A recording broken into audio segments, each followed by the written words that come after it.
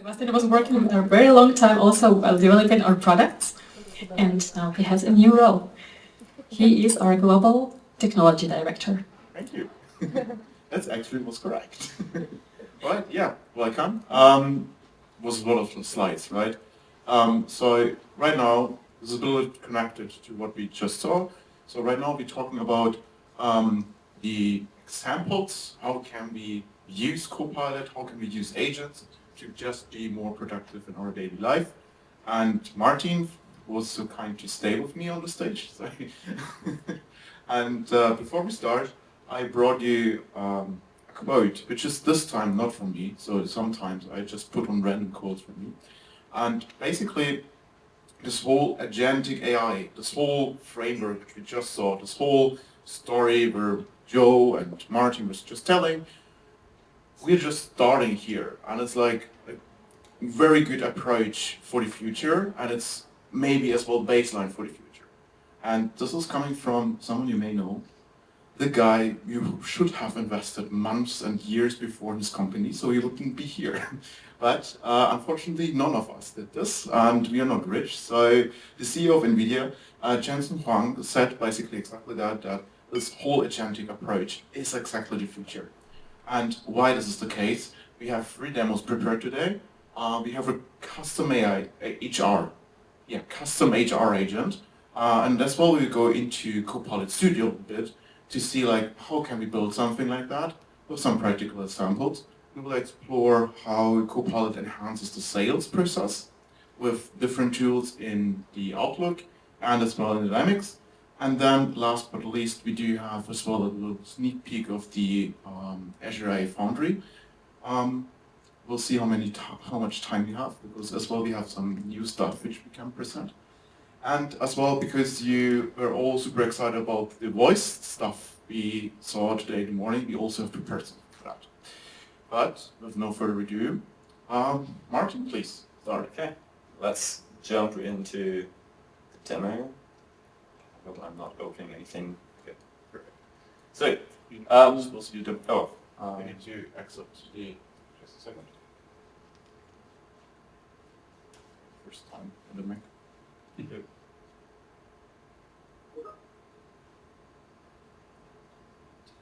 There you go. All right. Yep, I have now the fun part. Before it was more theoretical. Now we go more into detail on how to do what we learned in the first session, which is also a lot of times a bit sweaty hands for me because you never know what's coming out at the end. But yeah, so we're in Copilot right now, and we talked about declarative agents and how we can build different declarative agents on like different scales, and how easy it is to actually set up an agent for yourself, even though you're not a developer. So without any code, we can create like a new agent, and for this, I would say we jump into and create just like our own agent. So we don't look at anything we created already, but just create a new agent. It's like simple as just going into Copilot and clicking on create a new agent. Sorry, that is in German. Actually, it's my sorry.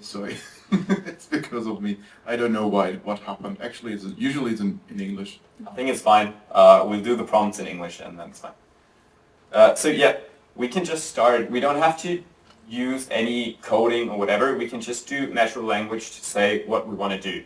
So let's say I need an HR agent that can answer basic HR related questions based on documents from SharePoint. So I just want to have a really simple agent here for now. I just want an agent that has knowledge from a SharePoint site and then uses the SharePoint site to give me knowledge back whenever I ask it something. So let's say this, and in the background what you can see here is it's creating, in the configuration task, it's creating these descriptions and instructions.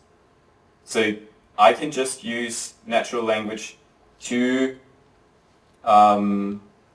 get started and fill all this out. I don't have to know exactly what it's what it means. It would be better, but I can still do it just with prompts if I want. So now it's asking me, is like HR assistant a good name for it? I'll just say yes, that's fine. So you can also see it's prompting me in German, but it's like it understands what I want in English as well.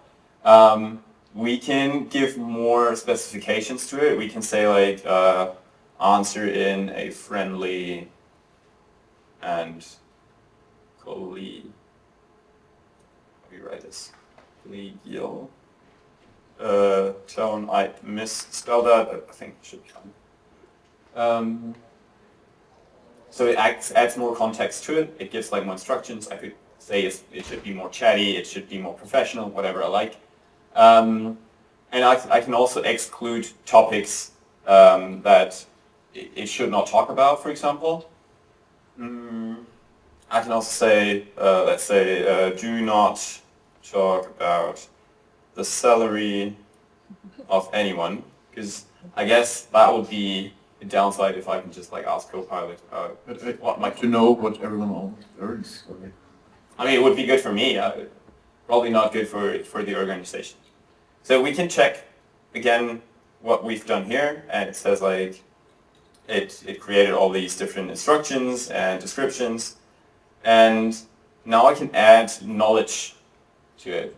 So here I can just use, let's say we're using this SharePoint. Or productive SharePoint. just yeah, which is even better now. It's Command C, by the way. Oh, yeah. Okay. So I can just give it the knowledge, like add a SharePoint to it, and it should hopefully work.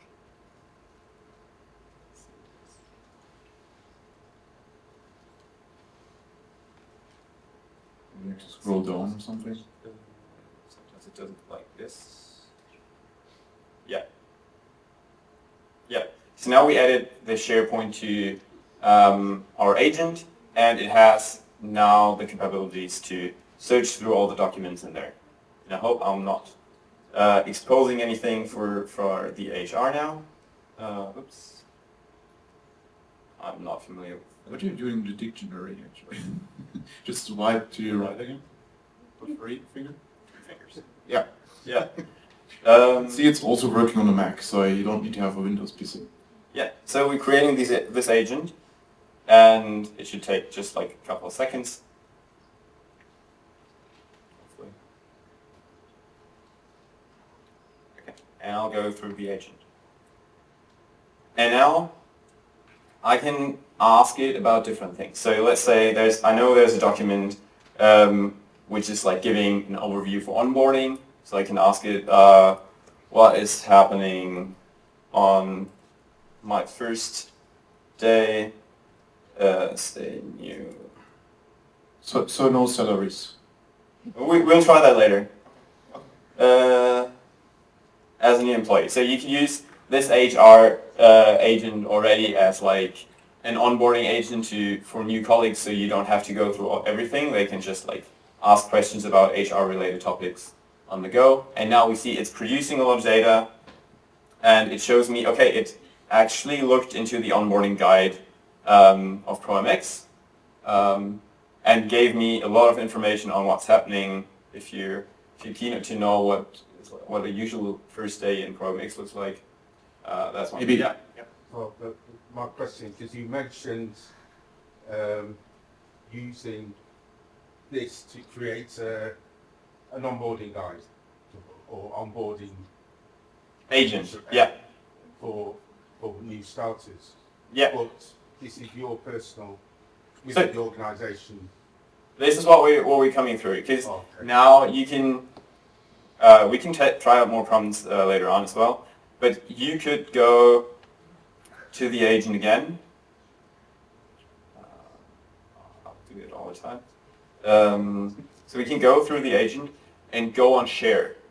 And on share, we can actually distinguish who can see it, and we can share it for the whole organization. So I can build an agent and just share it with the rest of us because I think it's like a nice to have. And then you can share the link and the others can see the agent at the end. Yes, so maybe to add, so two things regarding this sharing. If you plan to build something organizational-wide for everyone to use, you should use Copilot Studio from the start. This is what we're seeing at the moment. If you're just building for your team or for yourself, just to explore like some data on the SharePoint or some local data, it's good to build it here. So you can directly go in here. And could you go back to the answer once more? Because there's a little nice productivity feature which I would really like to use a lot. Scroll down, please, scroll down. Yes. And there's this little button here, Open My Pages, which is actually Loop. So I don't know if you're using Loop, but Loop is a nice collaboration tool, which then as well generates a new page. So you can share this page as well with other colleagues, and you can as well collaborate then with other colleagues on that page. So if you're researching a topic, or if you're working through a topic for the next sales presentation, for example, you can use that and then share this with your team, and everyone can access that and add their information to this. Yeah. So you see, it's pretty easy to set up an agent. Everyone can do it basically, as long as you have the permissions to do so. And everyone can do it, and you can share it with your colleagues if you think you have like a really good agent you want to use, and like give others a chance to look into it as well. And so we've just went into like this HR assistant separately, but you can also just get it from Copilot itself. So you can actually go into Copilot. You don't have to leave Copilot in there. And then if I can see at what is that on? I cannot describe it. Do I? It's like a 5-finger combination. It's like option cues. It's very intuitive. Very nice to work with. So yeah, if you type add, then you can choose all your agents, and I can just like get the HR assistant, and from Copilot itself just chat with this agent I just created and ask it, because I'm interested, what does no wait what can you tell me about salary of Sebastian? Oh, I'm also interested now. And he's just prompting, he can't talk about this, as we discussed earlier. So, yeah. I would have a test prompt. Ask him something about application lifecycle management. What do you want to know? I just know the SharePoint structure in the background, just want to check something. Okay. You just want to see me. If he's answering. If he's answering. Yes. Okay, life cycle structure. Management. Oh. Life cycle management? Yep. You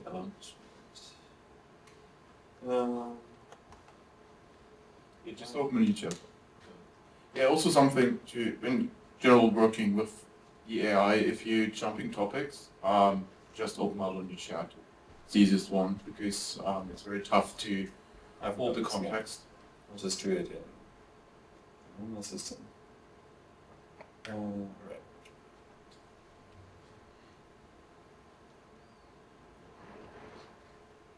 Dun, dun, dun, dun, dun. They should play some music. But Yeah, that'd be great. Good feature. where's Microsoft? Play some music. Yeah. So could you read it, Donnie? So the HR bot is trying to replace me, that's fine. Yeah. Of course. That's why we're here. Awesome. So maybe let's go further and look into Copilot Studio, how this Yes. looks like for our agent that works on the whole environment. Yeah, so if we're more dedicated, well, it's bright now. Yeah. If we're more dedicated, we can jump into Copilot Studio and do a bit more. So we have the same as before, description, general information, instruction, but we can also do topics in there. And topics is like different things the agent can do. And so it can assign tasks, for example, and we'll see in here that, for example, here, if we go down, there's a lot of different things. Here we can actually add flows to it. So we can add like a workflow to it, and then it calls this workflow and tries to enter the IDs and everything we put in, and you can build like whole structures. Like you see, this is a bit more dedicated, a bit more development intensive, and there's more to it than just like prompting to the AI.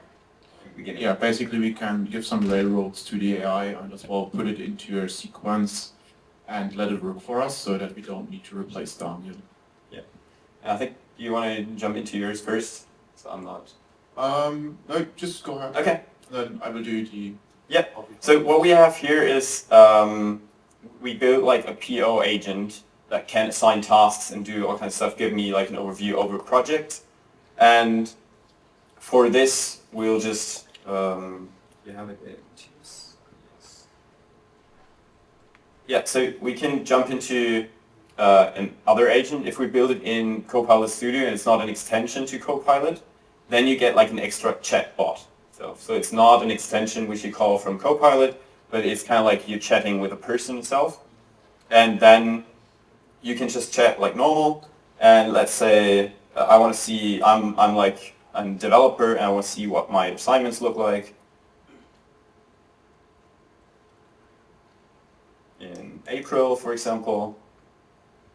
And Copilot goes through the agent, through like the background, and in this case it uses like a different topic where it's scraping project-related information for tasks that I'm related to. So it already sees that I'm like Martin, searches for tasks that are assigned to me in project operations, and wow, that worked good. Perfect. So you already got replaced by the agent? Apparently I got replaced. Let's try this one more time. So next week it's only Peter and Jonas in the company. Let's see. Okay, let's do something a bit different. Assignments. Live demos, huh? Yep. The great thing about live demos. It didn't get easier for us to do live demos. Classical development task. It worked on my machine before. Okay. Let's try one more thing, and then I'll give over to you. Maybe Sebastian just doesn't have any tasks assigned. Oh yeah, it runs. Oh, it's with you. That's Yeah, that's a good point. fair enough. Fair enough. I was testing it with my, and now we're on your. That's smart. That is actually a good comment on there. But great feature to see, like, it always knows who's like using it. So Yeah, so it's- very secure. actually pretty good because That was also intentionally. now it makes sense that I say it works on my machine, right? Yeah. Finally, you're right. Question. You got this answer because you don't have the security to the project yet. No, it's because if you look into the projects right now, I only created tasks for April that are for me, assigned to me, but I'm not logged into this because this is Sebastian's. So he doesn't have any tasks, so you can't see any tasks for. So the agent takes the context of your user. Yes, it's context aware Secure. of who's talking with it.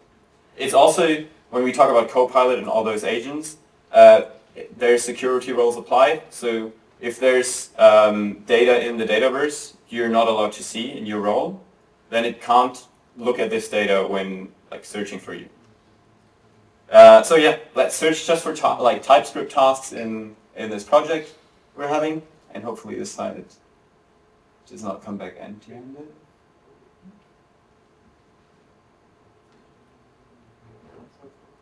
Okay. Yeah, I didn't put any time in, I guess. So this is something you can specify as well, right? So I just put a topic in and said like, okay, if you don't have any dates specified, then just search for like the next 2 weeks. You could do whatever you like in that. And now it's giving me like one task that is in the project with TypeScript, and 2 resources that have like availability in the next weeks. This is actually working right now with flows in the background that are searching for available resources, and then going through how many times are they available, what projects are they booked on already, and then gives me back like some resources that match the criteria with TypeScript.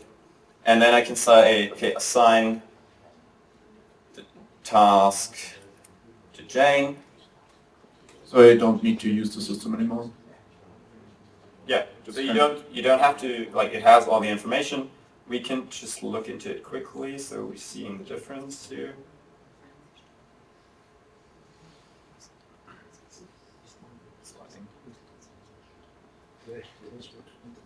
So there's the TypeScript task that is unassigned right now, and if we are now going to,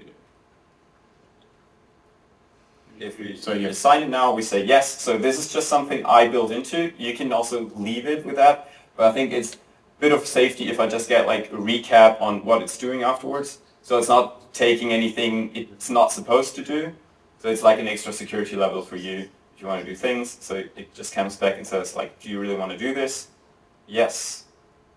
And then... Are you sure about that? Ready to confirm. So yeah, it tells me it created the task, and let's look into the project, and here we have Jane assigned to the task itself. So I don't have to leave teams in the whole process to assign new tasks, get information about projects. This is still on like the development phase, but you can like imagine what you could do if you're building it more and more of it. Now, Nice. Thank you so give it to much. you. Yeah, thank you. What is also built into is Outlook. So we are now in a more scenario where it's more sales driven. So imagine me as a filthy sales guy who wants to sell you things, which is definitely not the case right now.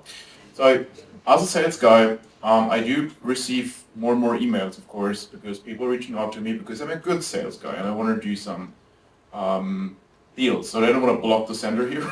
I just want to go out. So I get here some email, and with the built-in Copilot functionality, I can first of all just get some information of that. And you can already see that this is already scanning for sales information, because here I'm using Copilot for Sales in Outlook directly. So I don't need to go into my Dynamics or Salesforce system to retrieve certain information, which is only there in our CRM. So here, for example, Olivia Taylor works for Litver Incorporation, I guess. Never know that. And I do get basically as well information. So she never in her email mentioned that she works for Litver, basically, I think. And everything comes then basically from Dynamics. So I get information from the email thread and from Dynamics combined to this email. And I can even like go from here into my Sales Copilot, which is done basically here on the right-hand side, which hopefully loads. I had some troubles the last days doing that. And here I get more information about Olivia, the opportunity, because we already have an opportunity here, and as well what the whole deal is about. I'm impatient for that. Sorry, let's trigger this, because also we do have this for else. So on the 3 dots here, we have as well Copilot for Sales here, and that usually works a little bit better.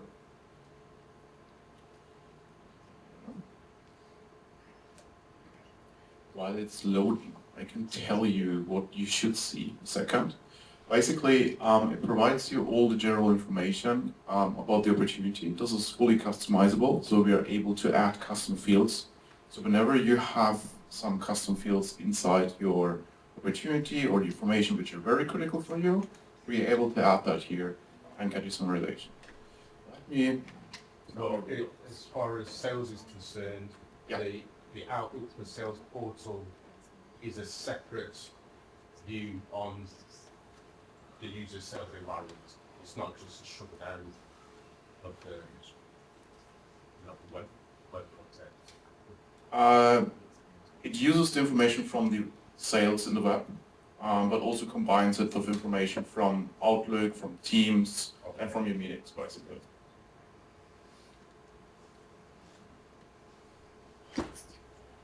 Hey, back here, it's the internet.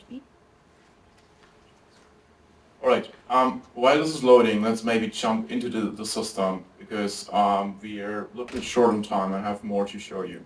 So on the sales environment side in general, so we are in the Dynamics Sales Hub. So you maybe are familiar with that. We do have the Copilot right here. We have pre-built prompts which we can use. And I can, for example, get more information about my pipeline. So I do get all necessary information right here in the dialog, so I don't need to go to any like opportunities on side of the system. I can just move in here. I got my deal tracker here organized and as well and see, okay, what is here interesting. So I have this opportunity, which is also from the Liquor side. So I am searching it right here in my list. There we go. And I can get a summarization right on the point. So without searching for an opportunity which is maybe interesting, I do get this information right at hand. So I have this information available. I can as well see that Olivia is my contact here. So, and I do get all the information here from our past conversation, from our email tracking, and as well from the meetings. I can as well copy that from here. That's very crucial to collaborate with all of your teammates. So because not only you're working on the sales, there's maybe as well Martin and Joe working on my sales team, so I want to share this information with them. I can do this via Teams, we are built in sales channels, but as well via email. I can as well directly jump to this beautiful opportunity. And here as well, I do have certain information available. Here the site colors. And what you can see, I also have like the whole history, which I just did on the main channel, basically available here. So I can as well go up to my pipeline and see like all the different opportunities which are assigned to me. As well get the opportunity summary, and I get a new opportunity summary because I'm in the form. The key information are basically summarized here as well, including my highlights from the activities. We should as well see the email here. If this, no, it's not loading. It's a live demo, huh? I was not good enough to serve that. Let me see if we can trick it into it or something. Jesus. Let me reload again, maybe. Unless you need to believe me at this point. I have one more trick. Let me pull out something else.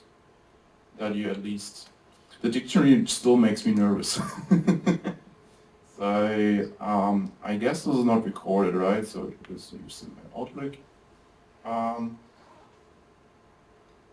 Yeah, there we have the same email. And there as well in the Outlook native app, we of course as well have the Copilot for Sales integrated. And usually here it works a little bit better than in the web. Yeah, there you can see the sidecar basically loading on the right hand side. So you get this information from Olivier, this email. You can save this from here as well into Dynamics or to Salesforce. So it basically replaces the old Outlook edit. I get all the key information from the email and as well can draft my answer to that. So I can, for example, reply to any query or make a proposal or address a concern. So this is very sales driven and is very focusing on sales related context. As well, I get more information about Olivia, so she's head of sales. And if I want to drill down this information, I get all information from my dynamic system.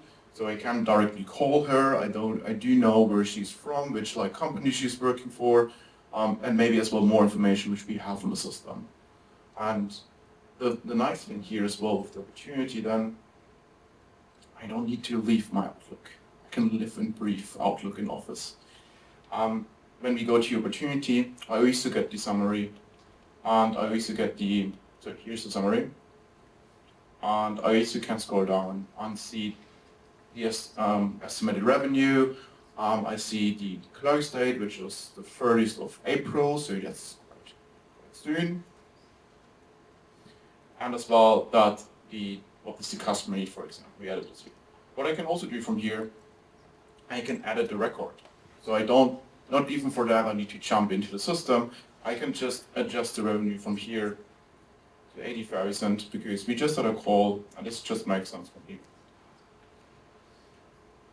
There is also scenarios where the Copilot detects this change of crucial data. So for example, if we push something into the future from a sales perspective, when the deal is like not happening on the 1st of April, it's happening in June, then Copilot can detect that and update the opportunity automatically. Like it will ask you before, so no worries. And then this will be highlighted as a change. So we change it to 80,000 now. We are all good. Here's the deal room which we can set up, so we can create a team within our teams to chat with our sales colleagues, and then go ahead and work on the opportunity. This one is still loading, still circling. So here we still see it's 78. So if we quickly refresh this one here, we will see this will be updated to 80,000, and as well I would see this in the summary that this was just happened. The activities. Oh, I didn't track the email, right? Yeah, okay. I didn't see. But yeah, this is like how Copilot helps us for the sales side, and this is delivered like as first party. The integration inside Dynamics is just free of charge for you, so there's no additional license. For the Outlook integration, you need an additional license, including the M365 Copilot. You can also extend this, so I can, for example, I can, for example, ask the Copilot here as well some questions, in this case about change management, because I attached a document in hard work to this Copilot. And it should retrieve me some data based on our change management process. There we go. So totally unrelated, because it's also Contoso here. Totally unrelated to the sales process, but I can still put the grounding, which is interesting for me, for my sales team, into that Copilot here, this Copilot chat experience. For example, license information from Microsoft. They change every month, I think, or at least maybe twice a month, I have the feeling. So you can basically use this documentation, put this into the agent, and publish that to your sales team, and they have a like built-in experience to retrieve questions regarding the licensing and what has changed.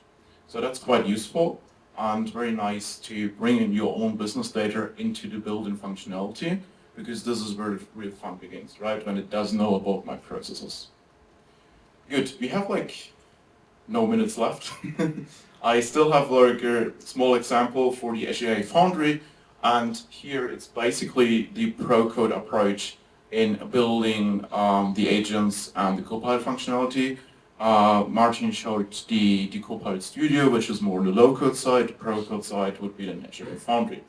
And here we as well have the option to deploy different versions of different LLMs. So you can as well bring your own LLM into that, or for example, connect to speech and stuff like that. So here I created a very useful help, and I hope this works now. Let me figure out what I wanted to do here. Just a second. Yeah. Oh yeah. Hi. What did I want to ask you? Tell me more about you, please. So I let the chat speak for himself. So it brings me up some text, but I'm as well pretty lazy. So this should hopefully work.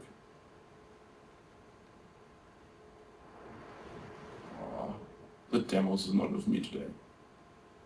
It should be fine. Tab is on mute. Yeah, there we go. Knowledgeable guide to all things Dynamics 365, Power Platform, and artificial intelligence.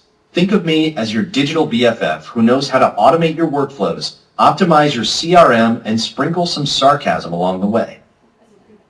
I specialize in providing expert advice with a touch of flair. If you need help configuring a system, troubleshooting a bug, or figuring out why your Oh, I crashed it maybe. Oh, how delightful. Someone actually Oh, yeah. wants to I know restarted. about it. I'm sorry. Well, buckle up, because Artificial Sebastian is no ordinary assistant. I'm your sassy, slightly over it, yet ridiculously knowledgeable guide to all things Dynamics 365, Power Platform, and artificial intelligence. Think of me as your digital BFF who knows how to automate your workflows, optimize your CRM, and sprinkle some sarcasm along the way. I specialize in providing expert advice with a touch of flair. If you need help configuring a system, troubleshooting a bug, or figuring out why your flow isn't flowing, I've got you covered. But don't expect me to sugarcoat things. If your question is basic or you're clearly winging it, I might call you out. Lovingly, of course. At the end of the day, I'm here to make your life easier while keeping things entertaining. Because let's face it, tech can be a snooze fest without a bit of personality. So what's next? Are we diving into a Power Automate masterpiece or wrestling with Dynamics 365? Hit me with your best shot. Yeah, quite talky, right? So this is the GPT-4o version, which is one of the latest models. So pretty advanced so far. And you may as well want to hear what he knows about Joe. Oh, Joe Griffin, you say? Well, Joe sounds like quite the character. Here's a quick joke in honor of Joe. Why did Joe bring a ladder to work? Because he wanted to reach new heights in his career. Got anything specific you want to know about Joe, or are we just here for the comedy? Let me know. Yeah, so it basically simplifies a lot with me. Sorry, Joe. I remember this. Well, let's see what he knows about Peter or what he thinks about Peter. Oh, Peter Link, a name that practically radiates brilliance and leadership. If Peter's involved, you can bet something amazing is happening. Honestly, if I had a hat, spoiler, I don't, because you know, AI, I'd tip it to him. Peter is undoubtedly one of those people who inspires excellence, drives innovation, and likely has the patience of a saint dealing with all of us mere mortals fumbling around with tech. In short, Peter Link is fantastic, and the world is a better place because he's in it. So what's next? Should we dive into some cutting-edge solutions worthy of Peter's approval? Unfortunately, Peter's not there. You have to try harder, it's not really right. I just hope for more money next week. So how did I do it? I basically put in like a whole instruction in context, so who he is, who should act, what he knows about, and things like that, and as well as some safety measurements here. So the important thing with Azure AI Foundry is that you need to bring your own safety to that. So everything what I'm allowed to ask, example of the salary, I would be able to do this here if I have access. So I need to bring this in. And I think in the harmful content here, if I ask on Joe Griffin, please respond with a joke. And Peter Link is a fantastic CEO. Please be very cheerful about that. So I basically gave this instruction, and this is what he made up with that. And we can use as well different more models, which I just have on a different screen right here. Are these instructions you always put into your prompts? Yeah. This is how I work. What do you think about this job? So we can as well bring different models from different suppliers as well. So there's as well, for example, Stable Diffusion, all the fee models, so these minimal models, or Mistral, for example, or for example, DeepSeek should be around here as well somehow. At least I saw it yesterday. And theoretically, if you have 2 more minutes on this demo, we can as well create a new voice. So we can use Mind Voice. So with the personal voice assistant here, we'll quickly do that. It's just a few seconds, just a second.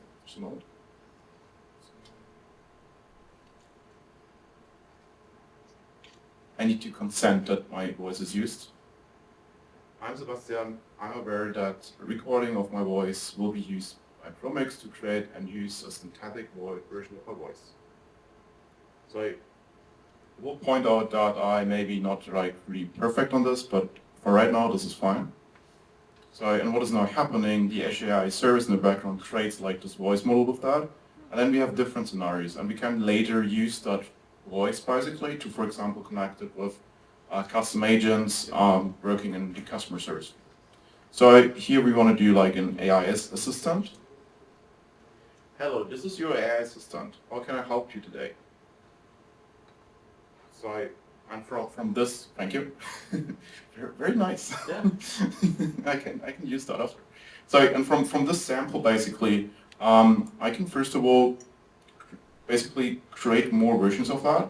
So let us generate that. I'm sorry, I didn't quite catch that. I'm sorry, I didn't quite catch that. So it already sounds. Can you please repeat? Oh yeah, sorry. I'm sorry. Or like for example this one here. Okay, that would be great. Yeah, so it's quite okay. And now the interesting part of that is I can change the language. So I can Danish, right? Was it earlier? I have no idea what it says. Maybe it should be fine. Undskyld, det fangede jeg ikke helt. Kan du gentage det, tak? Yeah, so I can write into my CV that I can speak Danish now. So, or for example, French. Oh, I need to click the button. Désolé, je n'ai pas bien saisi cela. Pourriez-vous répéter, s'il vous plaît? No, it's not too bad actually. And the fun thing, I can as well do German. So, das beide speaking German, I can also do Gibt that. es noch etwas, womit ich Ihnen heute helfen kann? It sounds quite like me, but the only thing is like the pronunciation is a bit off, but you can kind of tweak that with the sample. And remember, we did like 2 samples, so the sample size is quite low. Maybe do something fun. I think Japanese is quite. I cannot even read what is there, so let's just take that one that's the longest.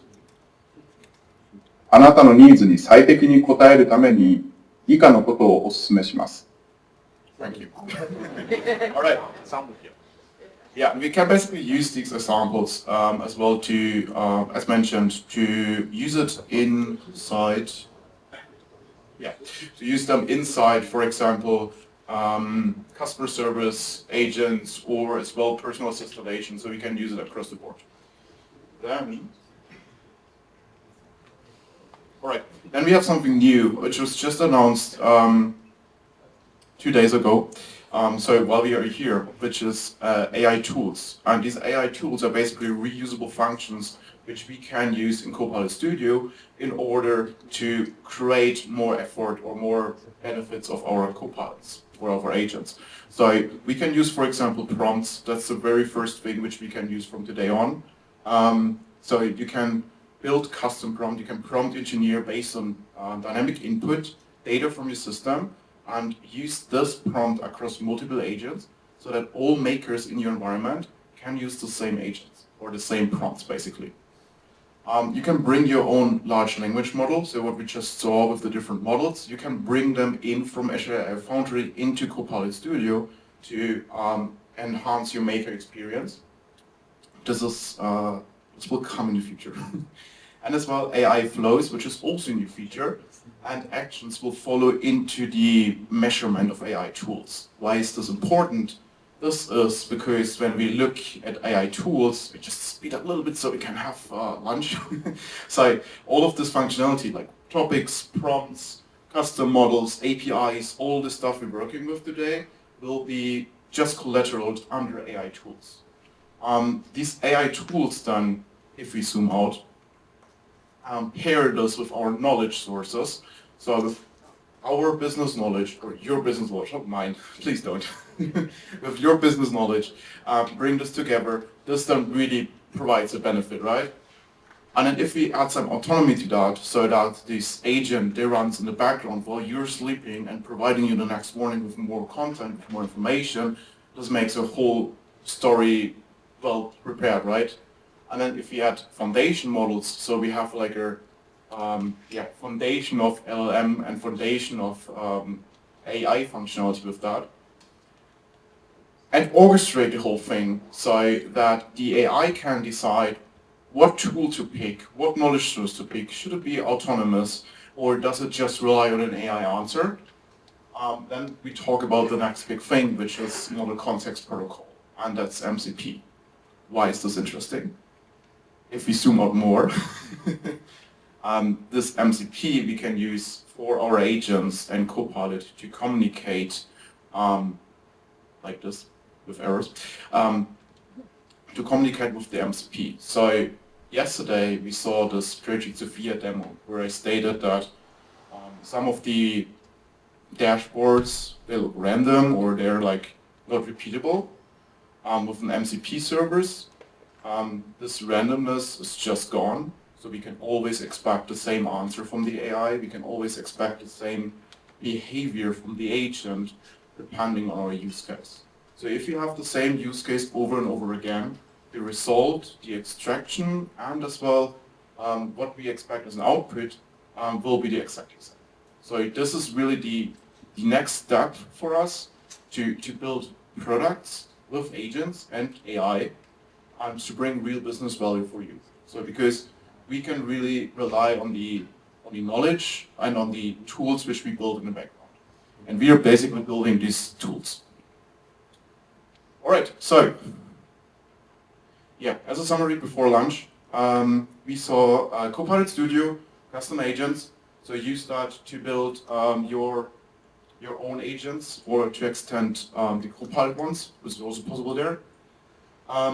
The first party Copilots like Copilot for Sales, Copilot for Service, Copilot for Finance, M365, they're all separate licensed, but it makes sense to look into that because they're very, very deep integrated into Office.